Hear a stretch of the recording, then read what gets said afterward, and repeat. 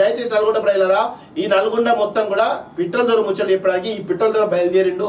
ఈ పిట్టల దొరని నమ్మితే మీరు నట్టేట మునిగిపోయినట్టు. ఆల్రెడీ 10 సంవత్సరాలు నట్టేట మునిగిపోయారు, ఇప్పుడు కూడా నట్టేట మునిగిపోతారు. మిమ్మల్ని వాడుకుందాని ప్లాన్ చేస్తున్నాడు ఈ దొంగ. రాత్రికి రాత్రే శాసనసభ ఎజెండా మార్చేసిన సర్కార్. తప్పేమున్నది? తప్పేమీ లేదు. గత రేవంత్ రెడ్డి చాలా క్లియర్గా చెప్పిండు, రా నీళ్ళపై చర్చిద్దాం, రా ఎన్ని గంటలు మైక్ ఇస్తా, కేసీఆర్ రా అంటూ అనేక మార్లు చెప్పిండు.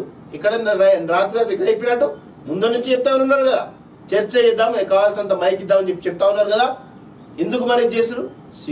సిగ్గుండాలే ఇలాంటి మాటలు మాట్లాడడానికి. హరీష్ రావు వచ్చి మామ తరఫున వకాల్తా పుచ్చుకొని మాట్లాడుతూ ఉన్నాడు సిగ్గు లేకుండా.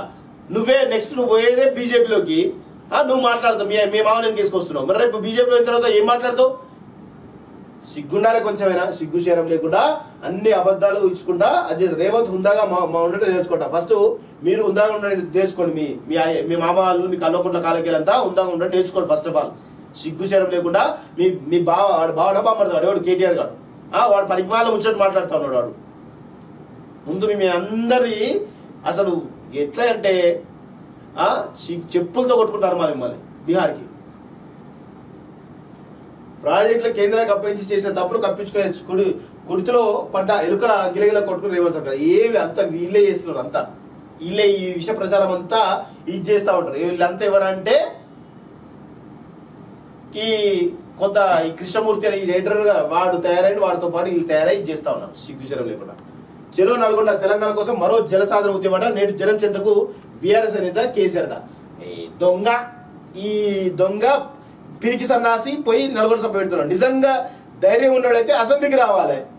అసెంబ్లీకి వస్తే ప్రజలకు తెలుస్తాయి కదా ప్రతిదీ. అసెంబ్లీకి రాకుండా దొంగ సాటుగా పిరికి సన్నాసి లెక్క, ఎదవ లెక్క, దొంగ లెక్క నల్గొండ పోయి సభ పెడతా ఉన్నాడు. చిత్తశుద్ధి ఉంటే అసెంబ్లీకి రారా నాయన, నువ్వు మొగడు అయితే రా. సిగ్గు శరం లేకుండా ఏది లేకుండా పోయి నల్గొండ సభ పెడతా ఉన్నాడు. చర్చ చేద్దాం రా, నీకు కావాల్సినంత మైక్ ఇస్తాడు కదా రేవంత్ రెడ్డి, దా చూద్దాం దా. అది శాత కాదు. నల్గొండ పోయి మాత్రం ఒక అరగంట సేపు ఆ పిట్టల ద్వారా ముచ్చట్లు చెప్పాలి, రావాలి. ఇవే దీనికి కూడా జలసాధన ఉద్యమం అట. చెప్పించుకోదంటారు నల్గొండ ప్రజలు, చెప్పులు మీద ఇస్తారు. గుర్తుపెట్టుకో కేసీఆర్.